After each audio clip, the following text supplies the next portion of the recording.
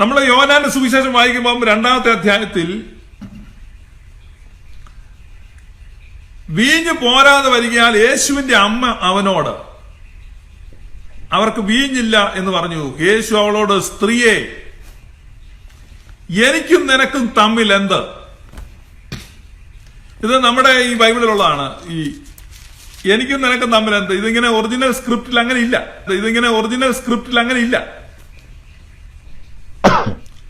Original സ്ക്രിപ്റ്റിൽ അങ്ങനെയല്ല. യേശു അവളോട്, സ്ത്രീയെ, എനിക്കും നിനക്കും എന്ത് എന്നാ എഴുതിയിരിക്കുന്നത്. എന്ന് പറഞ്ഞാൽ എനിക്കും നിനക്കും എന്ത്, നമ്മൾ രണ്ടുപേരും ഇവിടെ അതിഥികളാണെന്നുള്ളതാണ്. നമ്മൾ എന്തിനാണ് അവരുടെ കാര്യത്തിൽ ഇൻവോൾവ് ചെയ്യുന്നത്? അപ്പൊ എനിക്കും നിനക്കും തമ്മിൽ എന്ത് എന്ന് പറഞ്ഞാൽ നമ്മൾ തമ്മിൽ ഒരു ബന്ധമില്ലെന്നാണ്. പ്രൊട്ടസ്റ്റന്റ് കുതന്ത്രമാണ് ബൈബിളിൽ അങ്ങനെ തിരുത്തിയത്.